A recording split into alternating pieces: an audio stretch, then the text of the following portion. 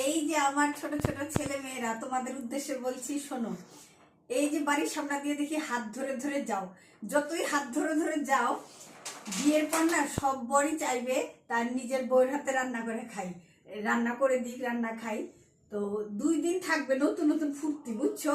তারপর না সব বেরিয়ে যাবে। তো এই যে দেখো, সকাল 7টায় রান্নাঘরে ঢুকছি, এই যে বর ডিউটিতে বেরিয়ে গেল, তাকে শুটকি ভর্তা, তারপরে ডাল, পালং শাক, ভাত করে দিলাম। তারপরে চিরা কলা খেয়ে গেল, আবার নিয়ে গেল ভাত। আর এখন আমরা বাড়িতে যারা আছি তাদের জন্য রান্না করব।